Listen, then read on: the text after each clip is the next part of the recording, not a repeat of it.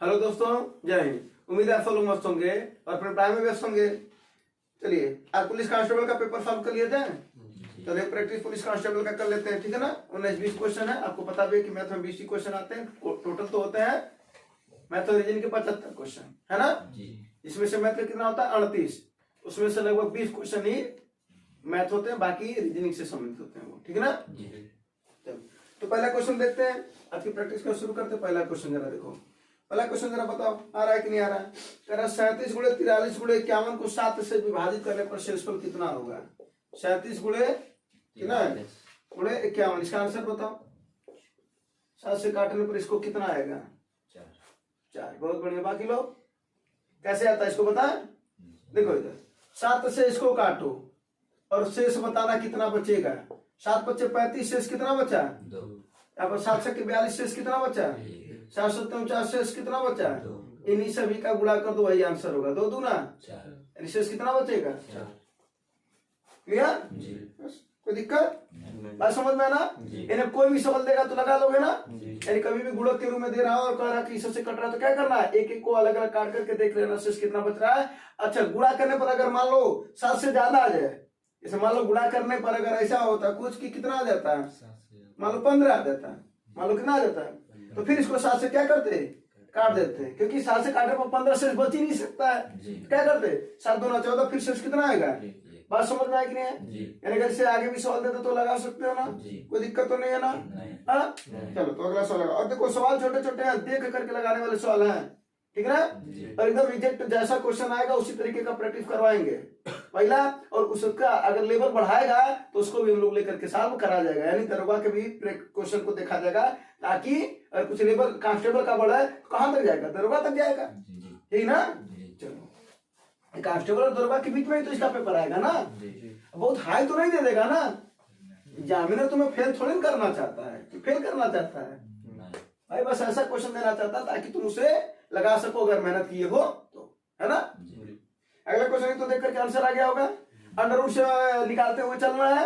49 से जब निकलेगा तो कितना बचेगा, और जब 7 29 में जो ऐड होगा तो कितना आ जाएगा, और 36 से फिर करने से जब बाहर निकलेगा कितना आ जाएगा, आप 6 19 में जुटेगा तो 19 6, और 25 फिर करने से बाहर निकलेगा कितना आएगा, फिर 11 में 5 जुटेगा कितना होगा, फिर 16 से 5, हाँ सॉरी 16 से 4 निकलेगा, फिर 4 और 5 ले देकर के क्या है आंसर 9 अंडर रूट में, और इसका वैल्यू कितना हो गया 3, है ना। तो देखो ये तो देख करके लगाने वाला सवाल होगा, है ना।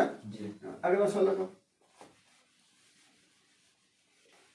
अगला सवाल ठीक ठाक सवाल है। 28 सेंटीमीटर व्यास वाले वृत्ताकार पिज्जा के संपूर्ण भाग में से 1/4 भाग निकाला जाता है। ये है ना। इसको अगर हम 4 भाग में कर दें, इसका 4 भाग है बोलो जी, और इसका 1 भाग निकाला गया है, यानी ये वाला भाग निकाला गया अगर देखा जाए तो, ठीक है जी।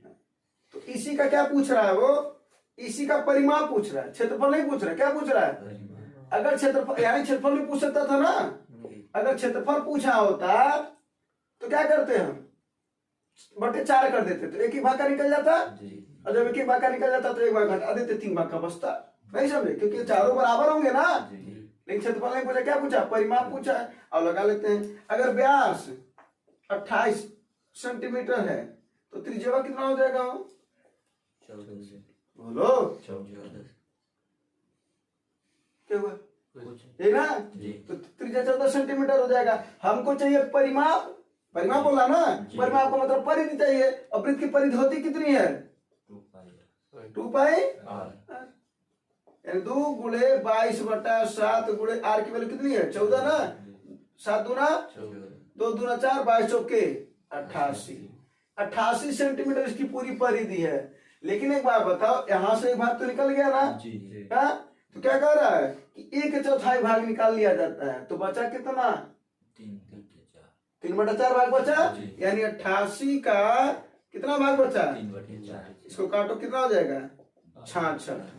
ध्यान देना, लेकिन एक बात, ये जो परिमाप है इसका, ये वाला भाग, ये कितना है इसका लंबाई 66, लेकिन अभी ये भी तो जुट गया, ये प्लस ये 2 चीज भी तो इसमें आ गए, तो ये कितना है 14 है जी और ये कितना है 14 तो 14 14 28 यानी 28 इसमें और जुट गया तो 8 6 14 6 2 8 1 9 94 सेंटीमीटर। बात समझ में आई कि नहीं है? जी बोलो। जी और अगर भाई क्षेत्रफल पूछा होता तब क्या करते हैं तो क्षेत्रफल इसका निकाल लिया होता क्या हो जाता है 22/7 गुणे r स्क्वायर ना जी।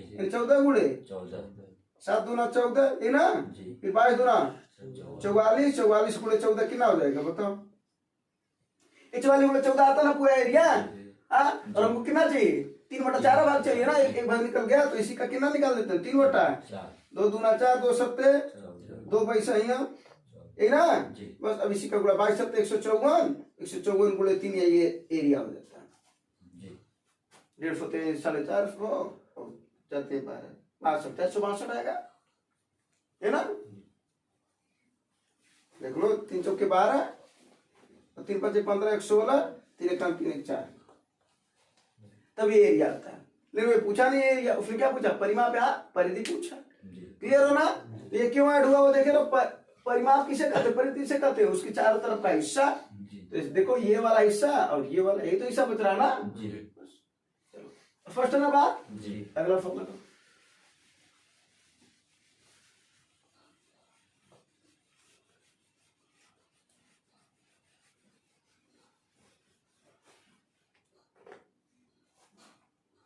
बताओ एक टैक्सी मीटर यात्रा के पहले 2 किलोमीटर के लिए 50 रुपया और बाद के प्रत्येक किलोमीटर की यात्रा के लिए 16 रुपए का शुल्क दिखाता है। मंजू अपने घर से रेलवे स्टेशन तक जाने के लिए 258 रुपए की किराया अरे ये तो ऐसे लगा सकते हो। कुल कितना किराया है 258 रुपया।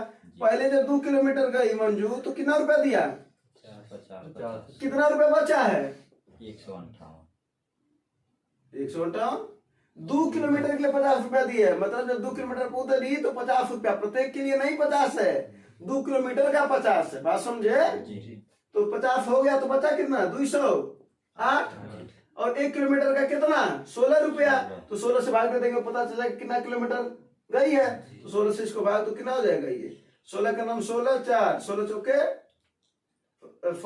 16 तिहाई 48 13 आ गया ना। अब पहले कितना किलोमीटर गई थी 2 किलोमीटर और फिर 13 कुल देकर के कितना नहीं समझ में आया कहा बात 2 किलोमीटर के लिए 50 रुपया 50 माइनस कर दो बचा 208 रुपया और 1 किलोमीटर के लिए 16 रुपया दे रहे तो 16 से भाग दे दोगे पता नहीं चल जाएगा कितना किलोमीटर गई होगी वो तो पता चला 13 किलोमीटर 2 पहले था 13 2 और दिक्कत होगी बताओ हाँ अगला फल लगाओ।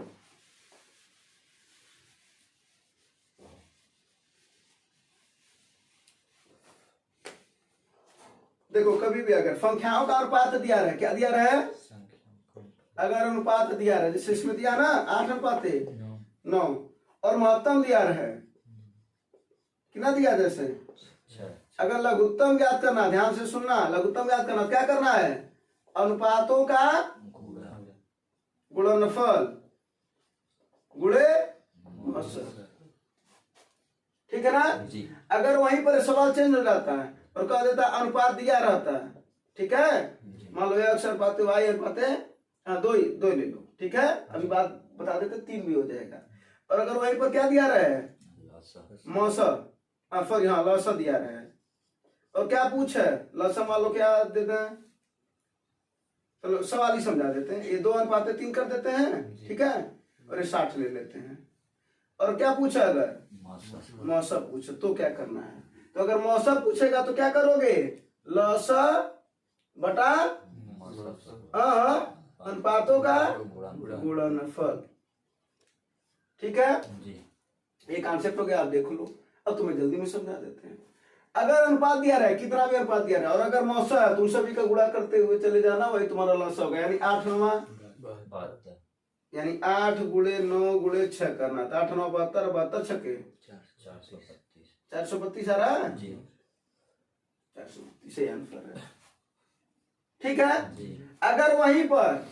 अगर वहीं पर ये पूछता कि अनुपात दिया रहता लौसा दिया रहता मौसम पूछता तब क्या करोगे लौसा बटे इनका गुणनफल यानी 2 गुणे 2 तिहाई 6 दाई कितना आएगा मौसम ठीक है। क्लियर हो। इस सवाल में एक और सवाल पूछ सकता है छोटी संख्या बताओ, तो छोटी संख्या कौन सी है? 2 वाली ना, तो 10 दूना, 20 क्योंकि मौसम संख्या में ही होता है। जी 3 9 30 अब पूछता हूँ उनका अंतर बताओ, तो 20 और 30 का अंतर 10।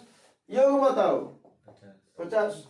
ठीक है, ये सब सवाल पूछता है। यही अगर 2 अनुपात है, अगर 3 रहता है तो भी कोई दिक्कत नहीं, वही काम कर। अनुपातों का गुणनफल गुणे मौसम लौसर बटे अनुपातों का, अगर 2 अनुपात 3 अनुपात 4 होता है तो 2 गुणे 3 गुणे 4। ठीक है ना, और क्या नाम है, लौसर को छोड़ दिया होता। ठीक है, कट जाएगा वो, कोई दिक्कत है? अगला सवाल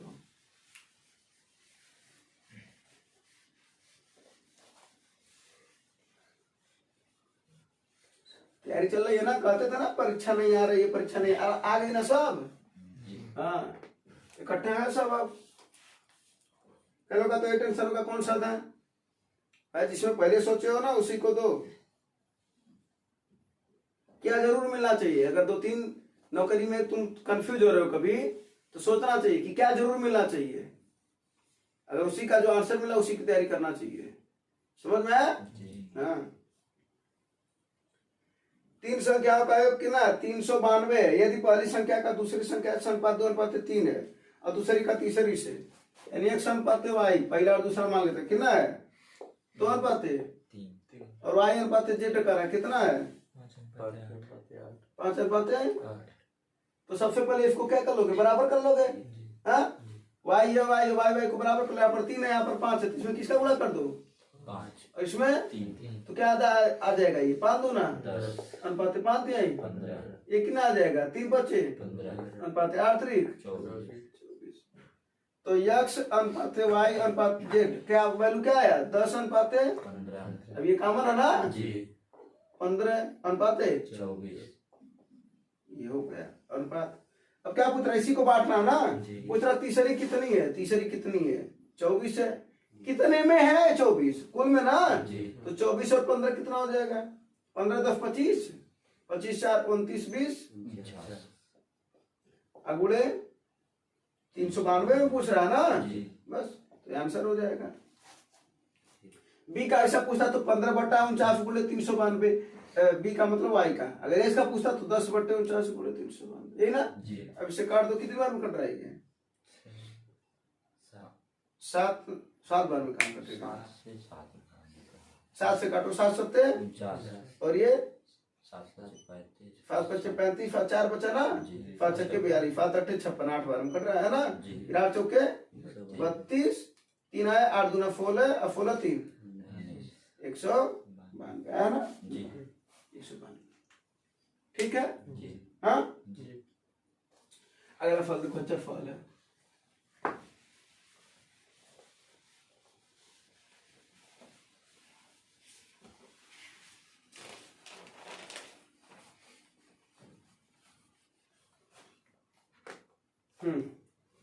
देखो ऐसे साल में हम बोल रहे थे, एक बार बताए थे कि आगे वाले फॉल में अक्सर करके 2 बातें करता है वो, यही ना। जी। हाँ, और तुरंत लिख देना चाहिए आय, व्यय और बचत। अब पहली बात में चीज क्लियर होता है, किसी भी व्यक्ति का आय कितना होता है? 100। कितना होता है? 100%। करा 60 व्यय करता है, 60 व्यय कर दिया, बचा कितना रहा होगा सब? 40। अब दूसरी बात कर रहा होगा वो, करा शेष बचा, हाँ हो गया। यदि उसकी आय 20% बढ़ जाती है, यानी यहाँ से जब 20 बढ़ जाएगा तो कितना हो जाएगा ये? फिर क्या कह रहा है? और व्यय 20% घट जाता है, यानी ये जो व्यय है वो घटा दिया, यानी पहले 100 था, अब कितना हो गया? 80 ना हो गया। 60 का 80% निकालोगे, बोलो कितना हो गया ये? 8 के। अब बताओ 120 रुपया तुम्हारी आय है, 48 रुपया खर्च करो, कितना बचा रहे हो? 72 रुपया। जी। कोई दिक्कत नहीं। अब क्या कर रहा है कि उसके बचत में वृद्धि बताओ। एक बार बताओ, 40 था 72 हुआ, वृद्धि हुआ कि नहीं हुआ? जी। तो साफ साफ दिख रहा वृद्धि हुआ। कितने का वृद्धि हुआ है? 32 किससे वृद्धि हुआ है? 40 गुणे 0 0 काट दोगे, 4 8 कितना आया? 80% की क्या हुई है? वृद्धि हुई है।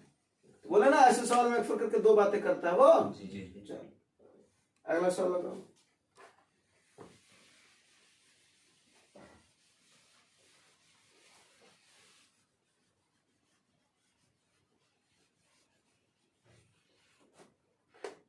देखो क्या करा, यदि एक पेन को 56 रुपए बेचने पर 30% की हानि होती है, एक तो तरीका हो कि पहले क्रय मूल्य निकाल लो। हाँ, 56% की हानि हो रही है तो इसका क्रय मूल्य कितना हो जाएगा? 30, अरे 56% की कहाँ हो रही है, 56 रुपए बेचने पर 30% की हानि हो रही है, तो क्रय मूल्य निकालने में 100 ऊपर होता है, 100/70। अब ये क्या है? क्रय मूल्य, और इसी पर हमको लाभ चाहिए या हानि हो, इस पर क्या हो रहा है? लाभ चाहिए ना, 20 का लाभ चाहिए, यानी 120/100। अब ये कौन सा प्राइस है? सेलिंग प्राइस है, लेकिन ये कितना, ये क्या था? कास्ट प्राइस है ना। अब इसको सॉल्व कर लो, क्या हो जाएगा? 0 0 कट जाएगा, 5 8 56, 2 0 2 0 कट जाएगा, कितना आ जाएगा? है ना। और इसको ऐसे भी सोच सकते थे, 56 रुपए बेचने पर 30% की हानि हो रही है ना, यानी 70 किसके बराबर है? 70% ही तो बचा ना, 70% किसके बराबर है? 56 रुपए के, करा 20% लाभ चाहिए, यानी 120 किसके बराबर होगा? क्रय मूल्य निकालने की जरूरत नहीं है, क्या हो जाएगा? ये 56 गुणे 120, 30 गुणा करोगे ना, अब बटे 70, 0 0 कटा, 5 8 5 8 56, 12 98, देखो आया कि नहीं है? हाँ, तो दिक्कत। अगला सवाल बताओ।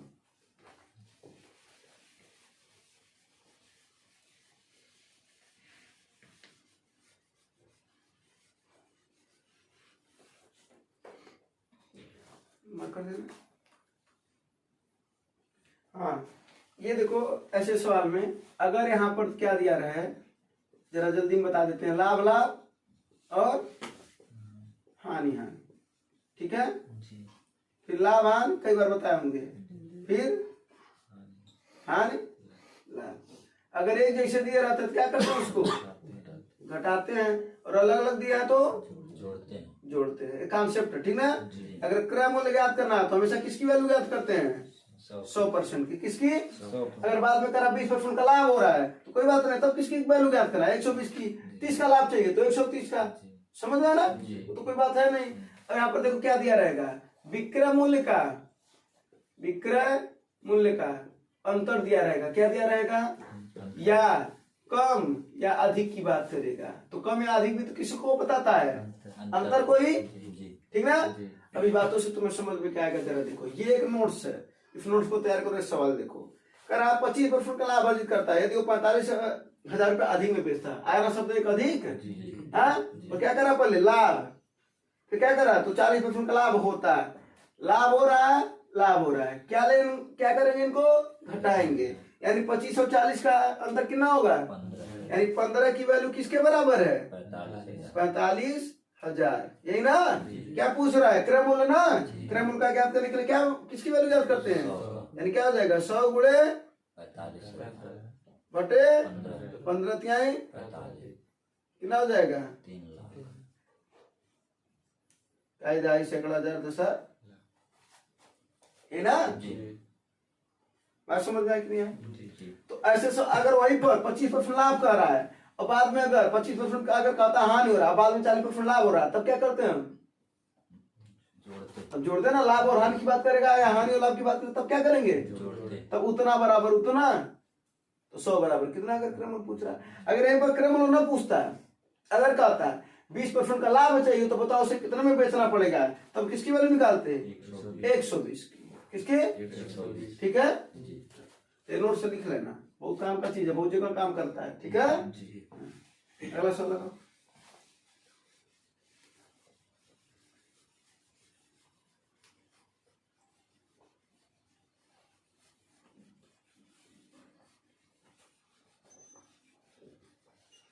कलम हमार कर देना, उनका डाल दे।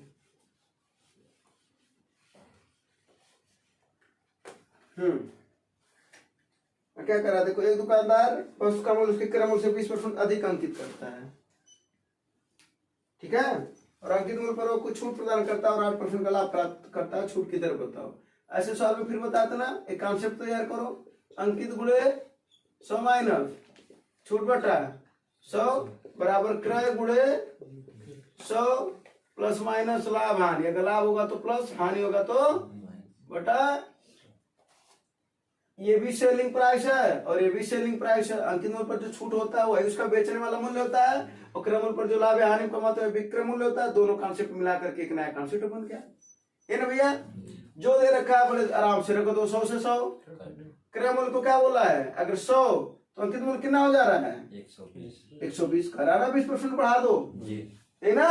करा छूट बताओ, यानी हमको नहीं पता है तो इसको हम x मान लेते हैं, बराबर का चिन्ह बराबर लगा देते हैं, गुणा है गुणा कर देते हैं। फिर क्या हो रहा बाद में 8% लाभ। तो 8 इसको क्या करोगे, जोड़ोगे ना, कितना हो जाएगा, कोई दिक्कत। 0 से 0 काट दिया, 12 नवा कितना हुआ 100 माइनस x बराबर 9 दाएं, ये उधर जाएगा 90 इधर आएगा तो इसकी वैल्यू कितनी आ जाएगी, यानी कितनी छूट है। कोई दिक्कत हो तो बताओ। हाँ नहीं, ठीक है जी हाँ। जी अगर वो हो सकता था इस सवाल में चेंज कर देता, छूट दे दिया होता, लाभ या हानि पूछता, तो दूसरा सवाल बन जाएगा कि नहीं बन जाएगा, ध्यान देना, ठीक है ना। इस कॉन्सेप्ट को नोट कर लेना। अगला सवाल,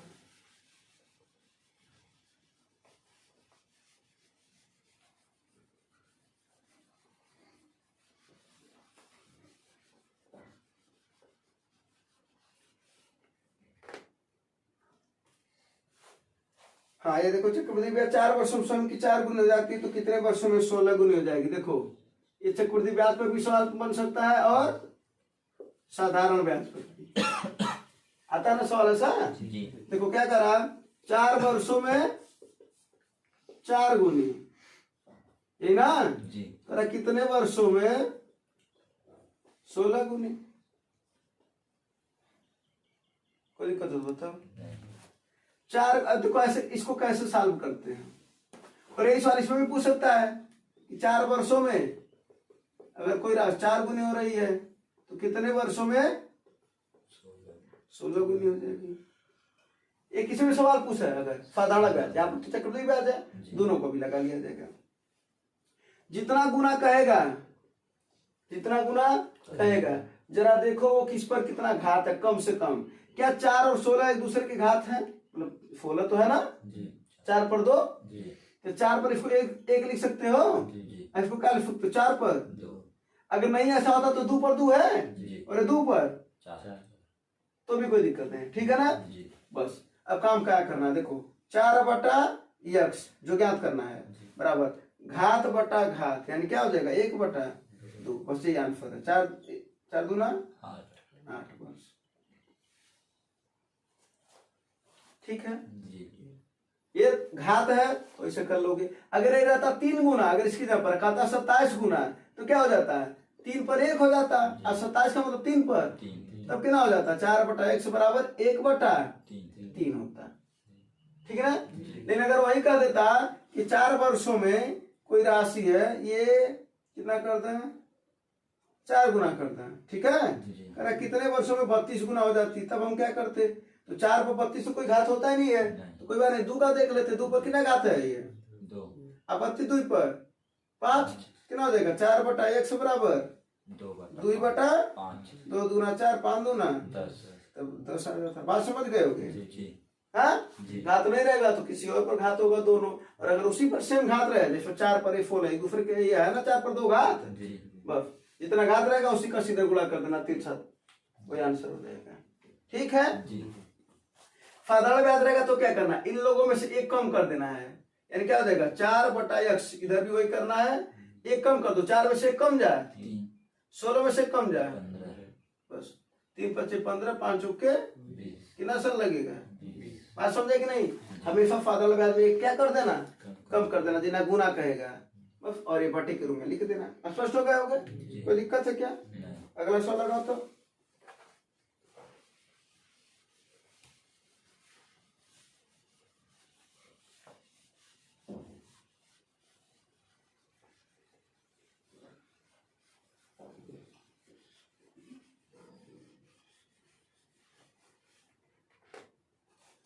पहले वर्ष के लिए ब्याज की दर 5% है, दूसरे वर्ष के लिए 8% है। 2000 रुपए की राशि पर 2 वर्ष में चक्रवृद्धि ब्याज क्या होगा। ये तो ऐसे भी लगा सकते हो, मिश्रधन है ना, पहले मिश्रधन ज्ञात कर लो, फिर फी ज्ञात करने के लिए क्या कर दो, मिश्रधन में से मूलधन को, तो मूलधन कितना है भैया 20,000 है क्या, 20,000 है। पहला कितना रेट है 5, कितना मिलेगा 5% है। पहले साल तो 105 मिलेगा, दूसरे साल कितना है 8 तो 108 बट्टा इसी को साल कर लोगे जो आएगा वो आंसर है। नहीं ना, जो आएगा वो नहीं आंसर है। ब्याज याद करना ना, फिर इसमें से जो आएगा 2,000 को क्या कर देना 20,000 को 20,000 को घटा देना। एक तो ये तरीका हुआ। दूसरा तरीका क्या हुआ देखो, पहला परसेंट कितना है 5 और दूसरा कितना है 8 ये ए है ये बी है। फार्मूला लगा दो परसेंटेज परिवर्तन का, कुल पता चलेगा कुल ब्याज कितना है। क्या फार्मूला होता है ए प्लस बी प्लस यही ना, क्या हो जाएगा 5 धन 5 गुणे 8 बटा 100 कितना आ जाएगा 8 5 13 और 8 25 40 इसको काट दो नहीं रहने दो 5 8 40 ना, जी। कितना आ जाएगा ये 0.4 तो 8 5 13 13.4% है ना। तुमको केवल ब्याज याद करना ना, जी। तो 13.4% है का। ब्याज अगर साधारण कहा होता साधारण ब्याज तब तो 8 5 13% हो गया होता, जी। लेकिन चक्रवृद्धि ब्याज ब्याज पर भी ब्याज मिलता है। जी। तो 13.4% कहा भैया ब्याज कौन सा। चक्रवृद्धि तो क्या पूछ रहा है वही ना पूछ रहा है। तो 20,000 का कितना परसेंट निकाल दो 13.4 देखो कितना आसानी से आ जाएगा। 2 0 2 0 कट गया और 1 0 इसको दशमलव को खत्म कर देगा। क्या हो जाएगा 20 गुणे 100 34 दूना 200 68 26 80 ये आंसर है। तो दो तरीका है इस सवाल को लगाने का। एक तो इसे ए का वैल्यू निकालो, फिर 20,000 को घटा देना उसमें से तो ब्याज मिलेगा। एक ये तरीका है, ठीक है जी। जो मर्जी तुम्हारी। अगला सवाल लगाओ।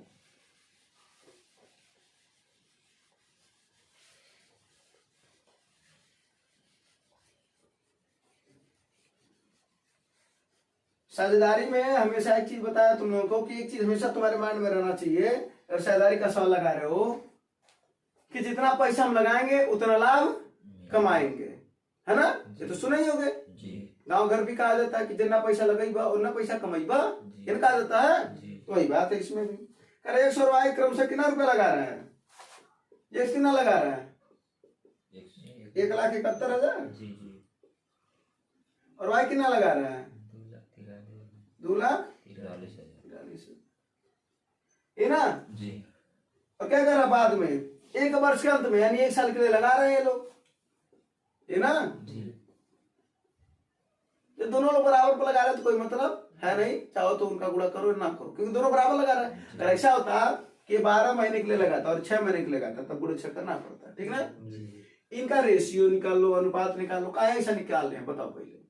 अभी भी बताएं कि जितना कम लगाओगे उतना कमाओगे, तो इनका लाभ इसी के अनुपात में होगा, हाँ या नहीं बोलो। जितना पैसा लगा रहे हैं उसी के हिसाब से उनका लाभ होगा। 12 से 12 कट गया, 3 0 से 3 0 कट गया। अभी जरा काटो 19 से कटेगा क्या, किससे कटेगा ये 9 से कटेगा शायद, हाँ 9 से और 4, हाँ ठीक है। कितना आ जाएगा ये 9 का 9 कितना आएगा 8 9 9 81 ये 9 दूना 18 6 9 फत्ते 63 यही ना। इनका अनुपात कितना है 19 अनुपात है 27। यक्स का लाभ किस अनुपात में होगा, पैसा जिस अनुपात में लगा उसी अनुपात में लाभ कमाएगा। तो उसका निवेश का कितना अनुपात है 19, लाभ भी किस अनुपात में मिलेगा 19 के अनुपात में मिलेगा। कितना मिल रहा है यक्स का हिस्सा 3800 यानी 19 ही किसके बराबर है। अभी भी तो बोले ना कि उनका लाभ उसी के अनुपात में होगा, तो 19 बराबर तो 1 बराबर इसको काट दो कितना आएगा 200। 1 का वैल्यू कितना होगा 200। अब किसका वैल्यू पूछ रहा जरा देखो। एक साथ उनके द्वारा कुल लाभ कुल माने ये पूरा दोनों क्या हो जाएगा 19 और 27 दोनों की वैल्यू पूछ रहा है। 9 7 16 और 2 1 3 1 यानी किसकी वैल्यू पूछ रहा है 46 की, है ना। 46 दूना 92 आगे 2 0 92 रुपये। अगर पूछा होता वाई का हिस्सा बताओ तब किसकी वैल्यू याद करते 27 दूना 54। अरे भाई के वैल्यू 200 है ना, 200 का इसमें गुणा करोगे तो 3800 वो तो दिया ही था। 2 का इसमें गुणा करोगे तो इसका हिस्सा आएगा। दोनों को जोड़ करके अगर 200 का गुणा करोगे तो पूरा वैल्यू आएगा। कितना लाभ कमा रहे है ना। अगला सवाल, अगला सवाल तो एकदम आसान सा सवाल है।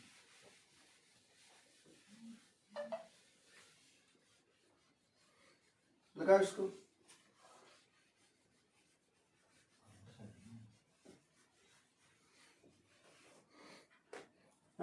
12 संख्या का औसत 15 यदि इसमें से एक 41 को भी शामिल कर जाता तो ये तो आसान से सवाल है ना। औसत बराबर क्या होता है?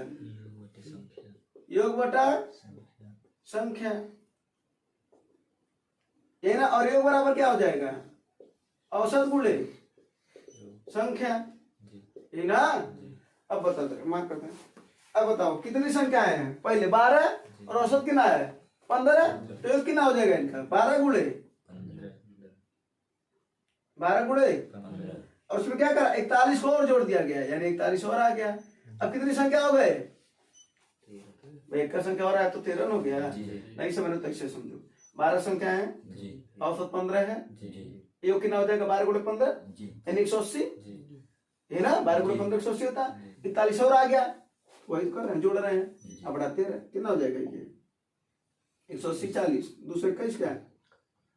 हाँ, तेरे का नाम कितना बचा?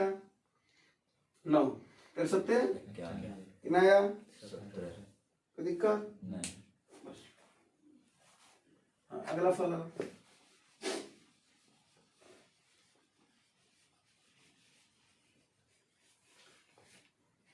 देखो। 15 पुरुष 10 दिनों में काम पूरा। अरे ये तो क्या है? M1 D1 बराबर, जब काम बराबर होते हैं M1 D1 बराबर M2 D2। M1 कितना है? 15 है। 10 दिन में काम कर रहे हैं, कितने पुरुष? 20 पुरुष। पूछ रहा है कितने दिन में करेगा? 10 दूना 20, 15 का आधा। ये तो देख करके सवाल फरमाने वाला है कि नहीं है? हाँ, अगला सवाल देखो।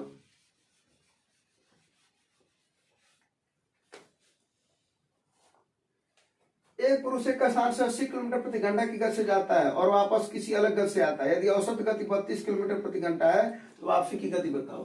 बता देना। औसत गति का फार्मूला लिख रहे हैं, जल्दी से आंसर बताओ इसका। 2 गुणे स्पीड 1 गुणे स्पीड 2 बटे स्पीड 1 द स्पीड 2। औसत गति का दे रखा है कुल कितना है? 32 बराबर 2 गुणे स्पीड 1 कितना है? 80, स्पीड 2 पता नहीं है, वही तो ज्ञात करना है। फिर क्या हो जाएगा? 80 धन स्पीड 2, यही ना। बोलो, इसको 8 से काट दो, 8 चौके है ना, फिर 2 दूना, अब फिर यहाँ पर 10 बचाना, 2 बचे बस। अब इसको इधर पे तो क्या हो जाएगा? 80 धन S2 बराबर 5 S2। बोलो, उधर जाएगा तो कितना हो जाएगा? 80 बराबर 4 S2। अरे भाई एक तो घटेगा ना, 4 से इसको काट दो, कितना आया? स्पीड कितनी है? अब इसी में फार्मूले में रखना है बस, कोई दिक्कत है? अगर सवाल को बढ़ा दे तो कि एक बार जाए, एक बार आए, फिर जाए, तब क्या करोगे? कोई नहीं। औसत गति बराबर क्या होता है? कुल दूरी बटा कुल दूरी तो पता रहेगा, जो जा रही है, आ रही, फिर जा रही है।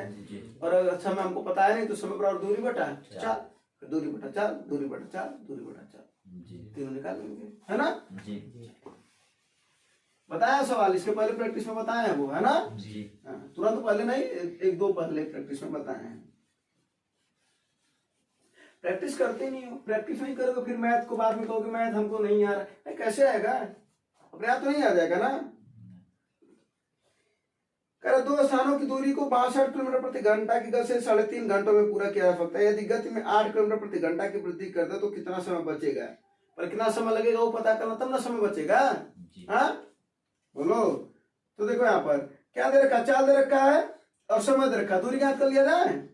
दूरी बराबर क्या होता है? 4 गुणे कितना है?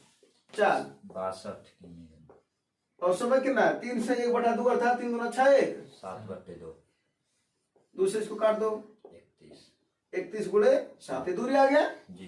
रहने दो अभी ऐसे इसको। 31 गुणे 7 दूरी आ गया ना। अब क्या पूछ रहा है? यदि गति 8 किलोमीटर प्रति घंटा बढ़ा दे, यानी पहले 62 था ना, अब कितना हो जाए? 70 8 बढ़ा दे जी।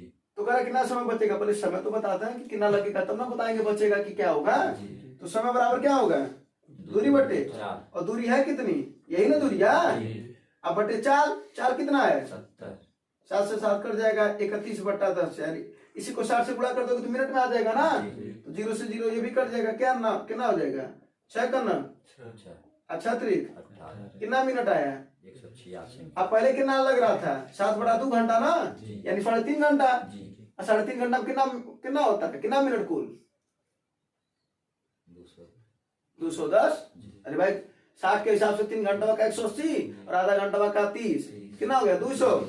पहले कितना लग रहा था? 210 मिनट। अब कितना लग रहा है? 186 समय बच रहा है कि नहीं बच रहा तुम्हारा? जी हाँ, जी कितना का बच रहा है? 24 मिनट 24 मिनट समय बचा ले रहे हो तुम, स्पीड बढ़ा करके। ठीक है, जल्दी में फिर से समझा देते हैं। तुमने पहले दूरी ज्ञात कर लिया, दूरी पर 4 गुणे समय, तुम्हारा आ गया 31 गुणे 7। ठीक है ना? उसके बाद से फिर क्या समय तुम्हें ज्ञात करना, क्योंकि कह रहा समय बचेगा। समय बराबर क्या होता है? दूरी बटा 4, दूरी पता था, 4 गुना 7 बढ़ गया, समय आ गया। यहाँ पर करना कुछ नहीं है, कह रहा कितना समय बचेगा। पहले कुछ समय लगा था कितना? 210 मिनट। बाद में समय लगा कितना? 186 मिनट। कितना बचा? माइनस कर दिया, पता चल गया इतना समय हमारा बचा। हाँ, जी अगला सवाल।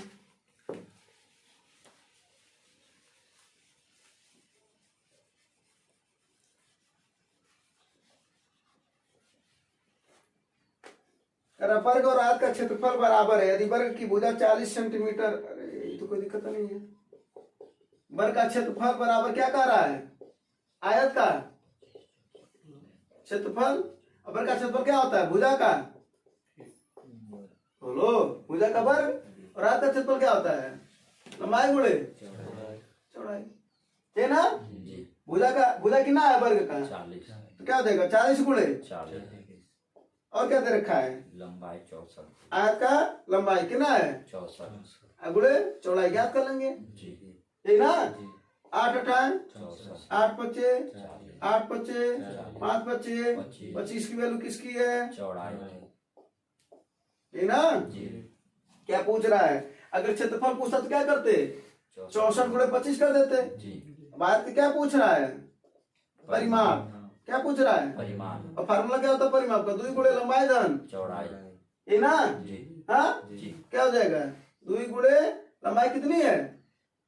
64। 64 चौड़ाई कितनी है? 25 इसको जोड़ करके बताओ कितना हो जाएगा? 2 गुणे 89 89, जी 89 दूना 90 दूना 180 178, है ना? जी ठीक है ना? जी अच्छा एक चीज बता दो, बस ऐसे फार्मूला लिख लेना। पूछता ना कमरे के चारों दीवारों का क्षेत्रफल। फार्मूला लिख लो, कमरे के चारों दीवारों का क्षेत्रफल पता है? 2 गुणे लंबाई धन चौड़ाई गुणे ऊंचाई। फार्मूला लिख लेना। कमरे की मान लो लंबाई दिया रहे, चौड़ाई दिया रहे और ऊंचाई दिया रहे, तो क्या करोगे? देखो, कमरे की लंबाई चौड़ाई और ऊंचाई दिया रहे और क्या पूछ रहा हो? कमरे का है, चारों दीवारों का। चारों दीवार समझते हो ना? जी जी सामने सामने और ये वाले, ठीक ना? उसी का क्या पूछ रहा है? क्षेत्रफल। तो क्या कर लोगे? 2 गुणे लंबाई और चौड़ाई को जोड़ दो, यानी 2 और 4 6 गुणे ऊंचाई यानी कितना? 3 6 दूना 12 तिहाई 36 वर्ग सेंटीमीटर, ठीक ना? फार्मूला नोट कर लेना। फार्मूला नहीं याद रहेगा, सवाल नहीं लगाओगे, माथा घिसते रह जाओगे, फिर नहीं लग पाएगा, ठीक है ना? हाँ, कोई दिक्कत? चलो अभी लास्ट सवाल है, इस सवाल को दे देते हैं। कह रहा है 11 से कौन सा विभाज्य? बहुत बार बताए हैं, बता लोगे, ठीक ना? हाँ, चलो तो इस सवाल का आंसर कमेंट में बता देना। कोई दिक्कत, परेशानी, समस्या, प्रॉब्लम? मेहनत करो अच्छे से। 60,240 पोस्ट है, इसमें से ले लेना। एसएससी जीडी का भी है, पुलिस कांस्टेबल है, रेलवे की भी वैकेंसी आने वाली है, फिर एक और जीडी आने वाला है, यूपीएसआई आने वाला है, एसएससी सीजीएल आया है, वैकेंसी है।